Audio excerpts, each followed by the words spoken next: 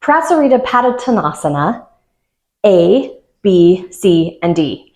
We're going to do all four in a row. They start in samastiti. You do A, B, C, D, and then you end in samastiti. So that is why I'm doing all four in a row. They're linked together with breath, you'll see, as we go throughout them. So what do they mean? Prasarita means spread out. You spread your legs out. Pada, we know, is foot. Uttana, intense stretch. Prasarita Padottanasana. Spread out, foot, intense stretch. I never remember the English. It's easier to remember the Sanskrit. All right, so you start in samastiti. Inhale, step your feet wide, turning toes slightly inward. Exhale, hands to hips. Inhale, look up.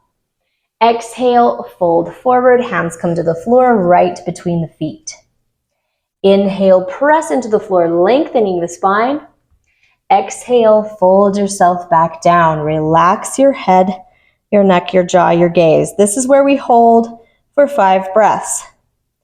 Make sure you're shifted forward toward your toes so you can feel the backs of the legs, hamstrings, calves, ankles, all of that engaged.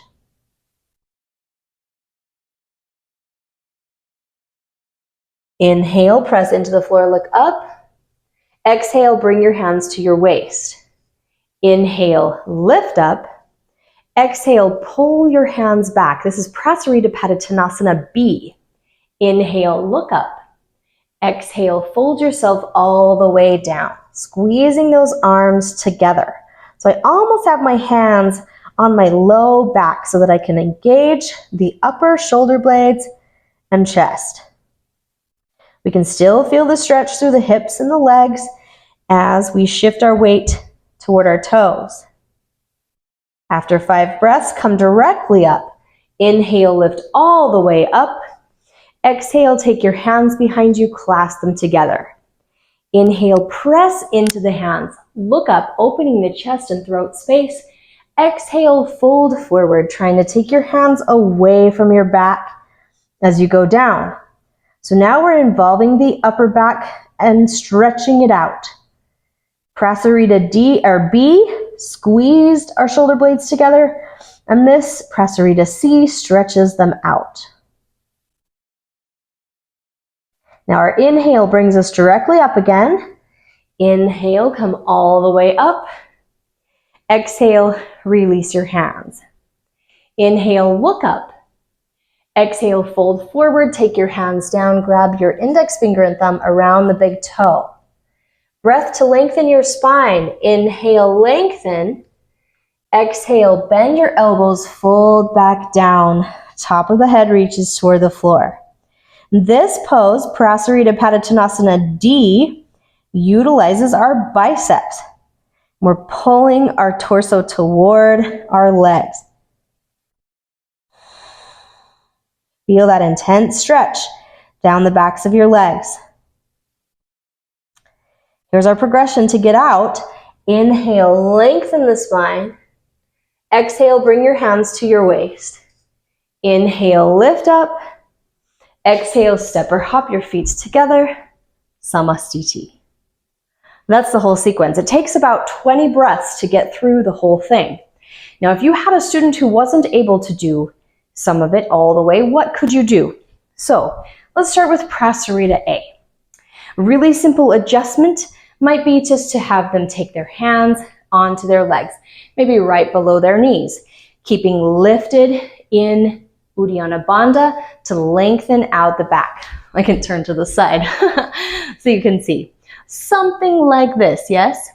Another really simple thing, utilize your block. Hands down on that block. Just make sure they're not tipping their hips way far back from their heels. Bring them forward. Utilize the block. Help them to walk their hands between their feet. So that's a great option for Prasarita A. Prasarita B, we have our hands on our hips. So we're pulling back. If it's really hard for them to hold here, maybe they slightly bend their knees a little bit and take their elbows to their knees. This is a different kind of sensation, less hamstring, but maybe just a little bit easier in the balance and holding up the torso. Good option for Prasarita B. Prasarita C is our hands behind. So, where's my strap? Here it is. We might utilize our strap.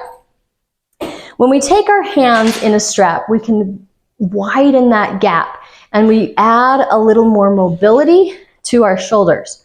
So you have a person who's got really tight chest, really hard for them to pull their hands away from their back. Let them widen their hands. And then when they go down, they might be able to fold a little bit farther forward. I'm really far because this isn't a struggle for me, but for some it is. So instead of being back here, they might be able to come here or here, get a little more mobility through the shoulders. So that's a good option for Prasarita C. And then Prasarita D, once again, we're reaching down to the floor, utilizing the big toe grip. I'll turn to my side so you can see my toes again. So maybe holding the toes, that might be too far for them. Maybe they can grab their ankles. Maybe they can grab their calves. They're still using their biceps to pull themselves forward, but not having to reach quite so far. So you see that we're trying to still utilize the muscle groups that are being used in Prasarita Padottanasana in their full version, but just changing it a little bit to make it accessible.